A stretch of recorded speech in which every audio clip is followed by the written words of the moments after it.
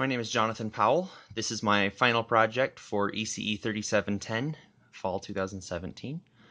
And my project is an electronic baby bottle warmer to warm up the milk or water or whatever the baby's drinking to about 98 degrees, which is the correct temperature that it should be for them to drink.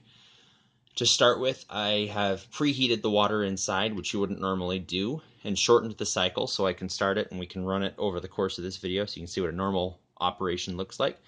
I'll hit the button to start it, and if you pay attention, you'll hear the relay click. So that click was the relay activating to turn on the heater. We'll talk about that in just a second. So starting over here, you can see it is plugged in twice. We have two different power supplies. The first one right here is just a standard 120 volts AC connection. That's for the heater. And then the board and the LEDs and everything else run on this 5 volts DC USB adapter. The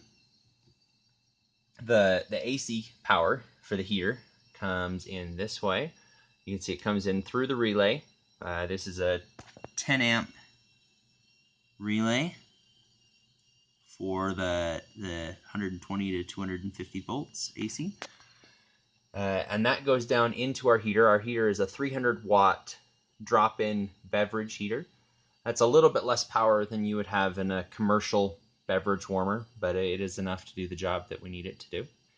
And then from this other power supply, it just feeds 5 volts into the microcontroller and drives everything that's connected to the microcontroller. So the microcontroller, we're using the onboard RGB LED. It turns red during the cycle while the milk is warming up, and then turns green at the end to indicate that it's finished. We're using the two integrated buttons. Each of those buttons triggers a different mode. We've got mode A that turns on the heater all the way to maximum temperature and times it for about 10 minutes. Just with trial and error, that was the time that I found I needed to get it up to the right temperature. Like I said, for the sake of this demo, I've preheated the water and shortened it down to 4 minutes, but normally you can put in room temperature water for 10 minutes, and that gets everything up as hot as it needs to be. The second mode turns on the heater all the way to begin with, but then uses the temperature probe that we've got down in there to maintain the temperature in the vessel between about 90 and 110 degrees, which is about the range that we want the milk to end up. What that means is that mode A heats up the milk faster, but then shuts off, and if you don't pull it out, it can overheat the milk. Mode B does take longer to warm up, but because it's maintaining that vessel temperature in between 90 and 110 degrees, it shouldn't ever be able to overheat the milk. In either case, when the milk is up to the correct temperature, the buzzer right here, we have a little piezo buzzer that's just wired into the microcontroller. And that's driven, it's connected to one of our digital GPIO pins. And by pulling that alternately high and low, we generate a square wave. Right now it's at about 486 hertz. And that's it. So when it's finished, the buzzer will go off and the LED will turn green to let us know that it has completed its cycle.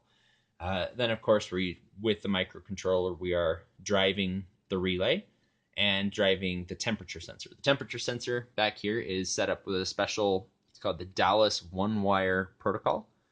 And what that protocol is, obviously, it allows us to talk to the temperature sensor using just one wire. So the temperature sensor has a voltage line, a ground line, and a data line.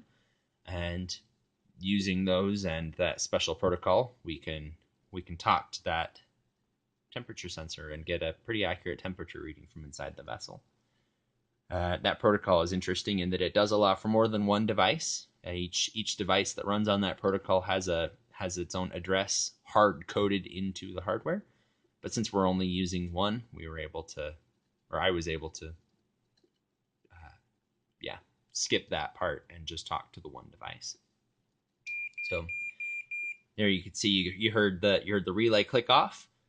The LED turned to green and the buzzer beeped at us. That lets us know that the cycle is complete and the milk is up to the correct temperature. And everything should be set to go. So that's my project.